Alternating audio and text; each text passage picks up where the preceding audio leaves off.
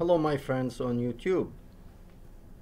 Today's video are going to continue about learning about Muhammad and his emergence and the influence that he was influenced by, and he influenced Islam and the world with that influence.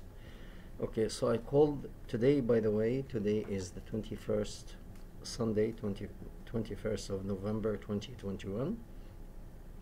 Today's video, I decided to call it the emergence of Muhammad and the emergence of Islam and their influence on one another and on us today, all of humanity, because we cannot deny, or we should not deny, that Islam has influenced humanity. So let's begin.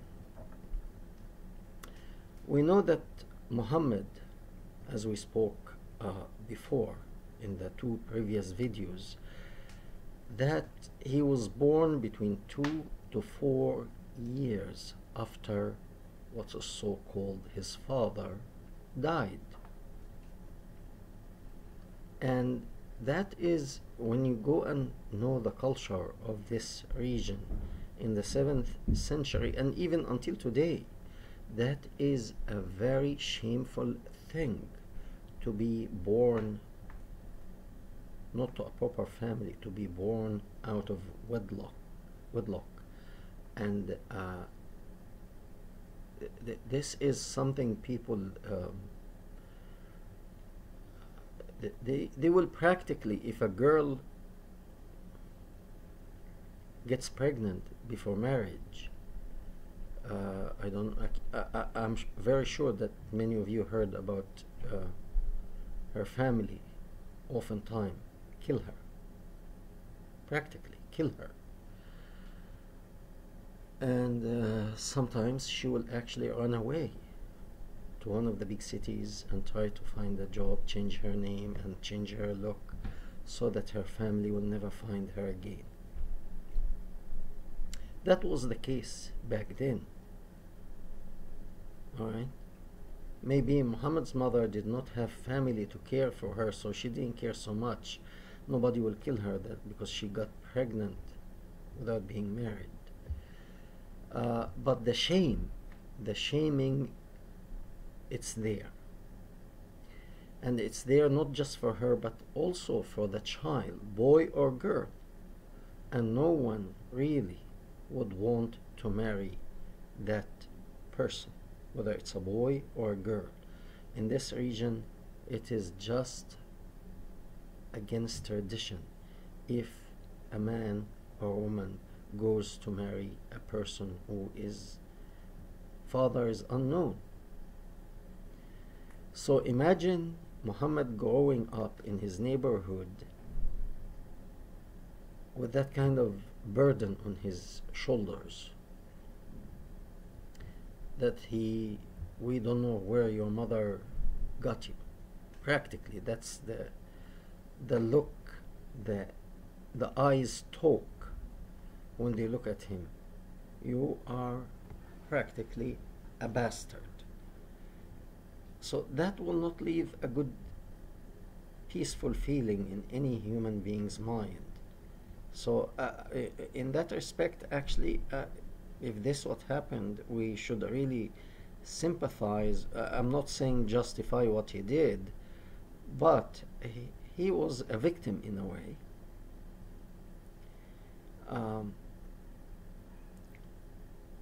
So his mother was looked down at, he was looked down at, and he never met his father.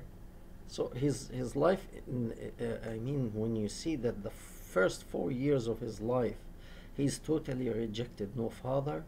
His mother didn't want him. She gave him to a woman, a babysitter, to take care of him far away from her.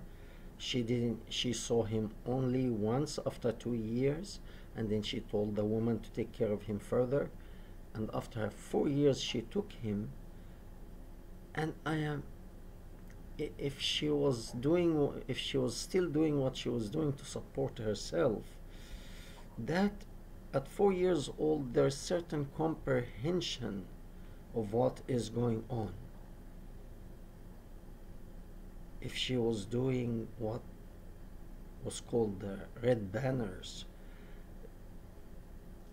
then that may have left a very injured feeling in his heart. And 2 years later, she died.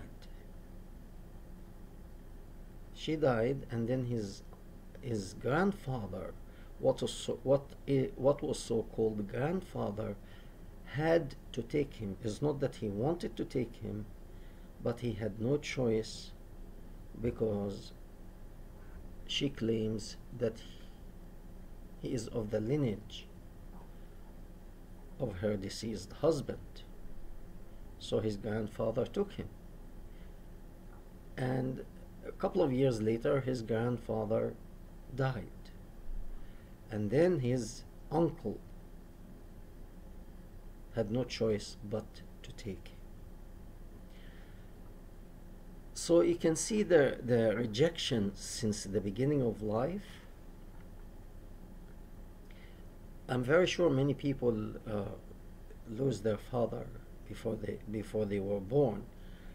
But that is a very rough start, when the mother also doesn't want him, and then the grandfather kind of like,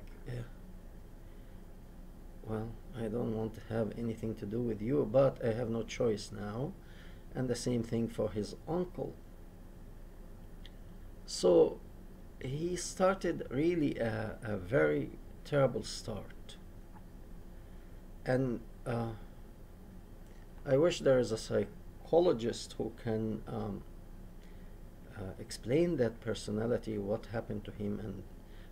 Because later on we see that pain is reflected. He has anger towards people with wealth and people with good families, primarily the Jews.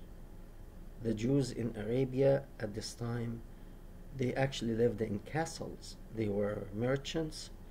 They were living in castles.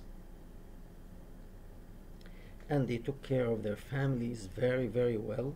They sent them to Persia to learn, to study.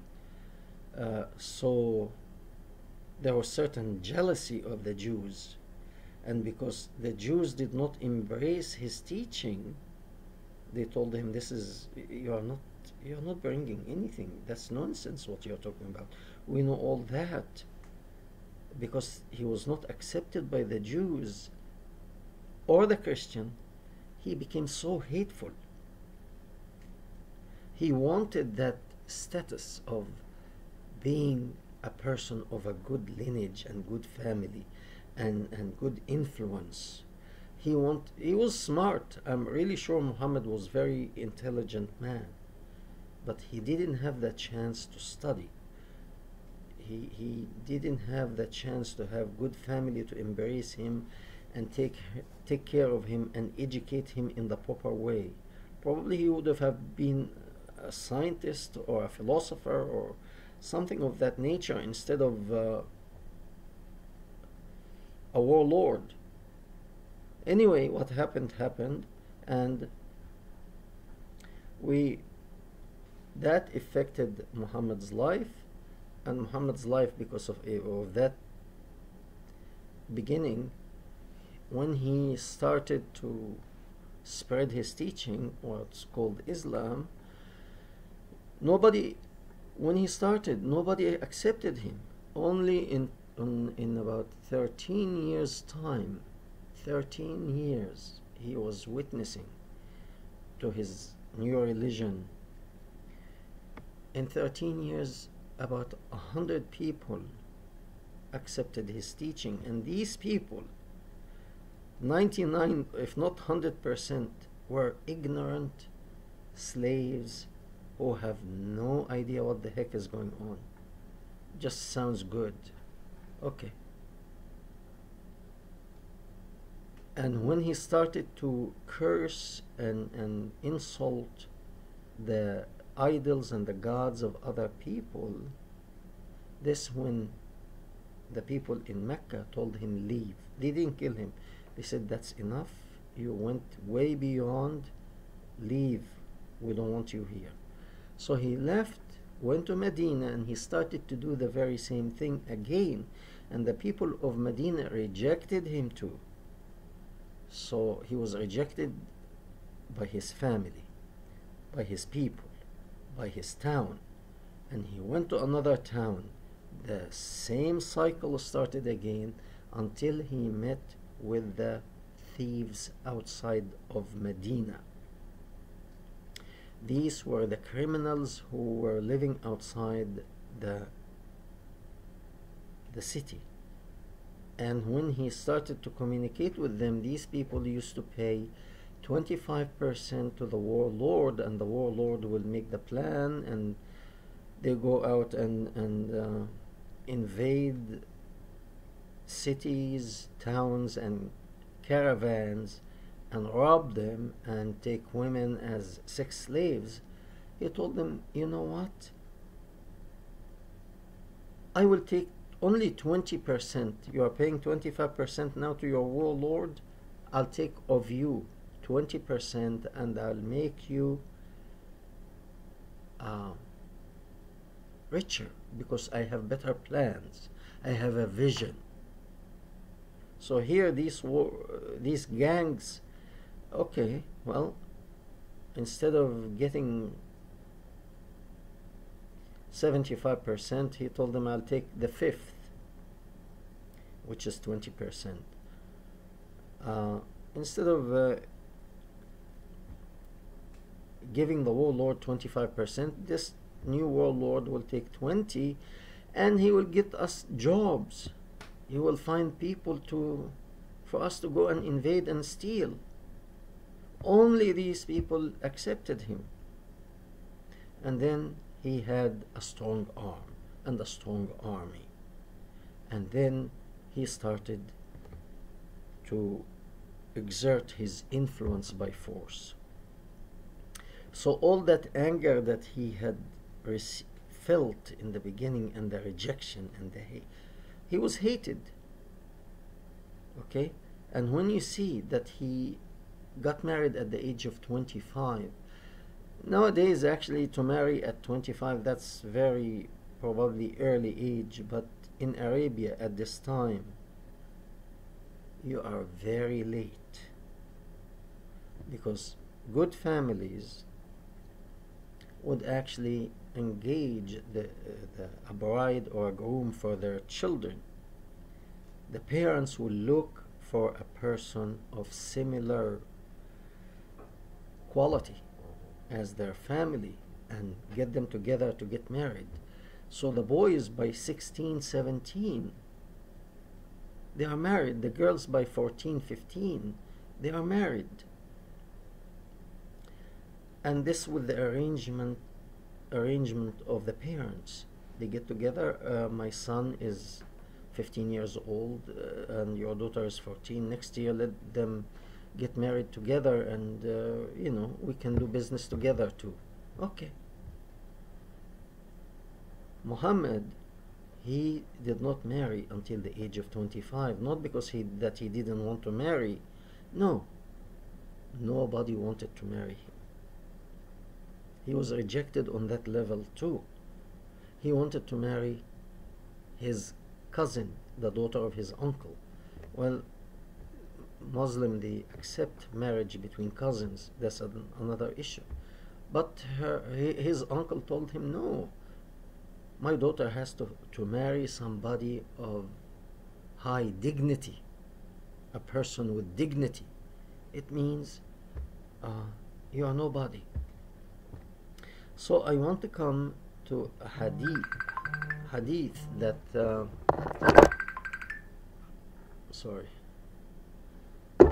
hadith that I heard, or I read, I'm sorry. And in this hadith, as it is in many Far East countries like Korea, Japan, China, India, and the Middle East region. People like to brag of their lineage, and they trace their lineage to 20, 30 generation back. And that's okay, that's their culture. And there is nothing wrong to say, I am of a good lineage. My family name is so and so. There's nothing wrong with that. So, in that hadith, it's very interesting. One of Muhammad's uncles came to Muhammad telling him, Prophet of Allah, I'm going to put that in the description box so not that nobody will tell me I got something of my head. He told him, Prophet of Allah, people of Mecca or Quraysh, which is anyway, are talking of their lineage. They brag of their lineage, and when they came to talk about you, they said that you grew up in a pile of garbage. You are like a tree that like grew out far away from civilization in a pile of garbage. And that was very offensive to him. Remember that these people are the kids, they were kids about his age. When he was a child, they used to play together in the neighborhood wherever he lived, and people knew each other, so they knew that he was born 4 years, 2 to 4 years after his father's death. So that means it's not really his father. So we don't know what did his mother do. So he is of. We don't know his father. Where was, what his lineage is. Where is he from? We don't know. Therefore, this is the kind of people you consider garbage people or low quality people. So a piece of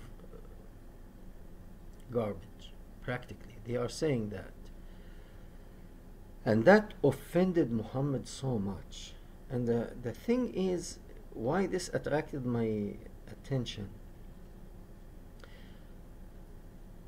The Jewish people told Jesus something very similar, because Jesus, well, now many people say his mother was pregnant of the Holy Spirit, but really go back to the time of Jesus, and you can read between the lines when